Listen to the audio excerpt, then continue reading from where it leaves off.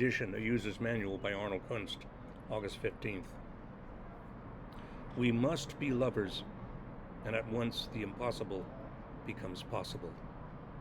Ralph Waldo Emerson. I really like cycling. Easy to do in the God-ordained climate of California. In fact, in my last job, I had chosen both a car and a carpool partner for just that purpose. My station wagon was merely a glorified bike rack, and I found myself an accommodating carpool partner at work who got my car's spare key. We'd meet 19 miles from work and go in together in one car.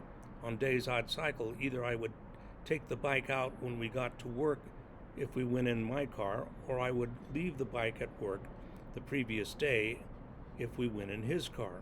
Anyway, I'd typically get in 2, maybe 3 days of cycling this way.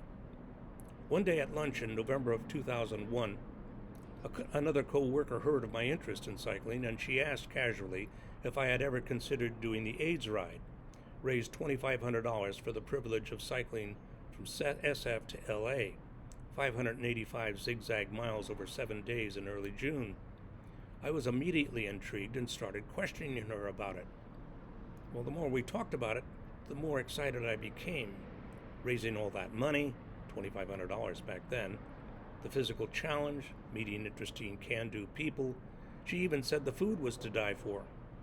One of the lessons I learned, one that you can take to the bank, is that any interest like this that just won't go away with time demands honoring. But I had 2 problems. I was going to be 61 in June when the event was scheduled, and I was a good 50 pounds overweight. Then one day the very next week, while cycling from work to my car, as a complete fluke, I ran into another cyclist. His bike looked really impressive. I said to him, "That's a beautiful bike you've got there. You must have paid a fortune for it." He said, "I don't know how much it cost. I got it from the manufacturer for nothing." He then went on to explain that he was a professional cyclist. So I asked him about my excitement/problem. He said, "How many miles do you do now? And how fast do you do them?" I said, "I do 19 miles, usually twice a week, and with a tailwind, I can do it in less than an hour." He said, "You can do it," he said simply. "It's December now.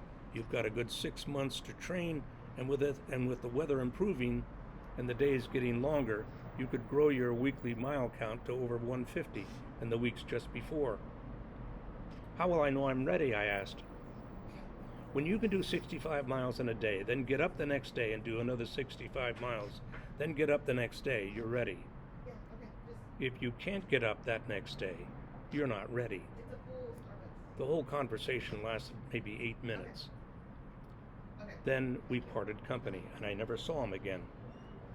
But those 8 minutes changed everything.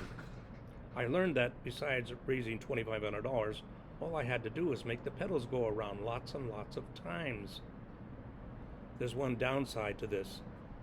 I can't ever look at a really hard thing, an impossible thing even, and say, "I could never do that."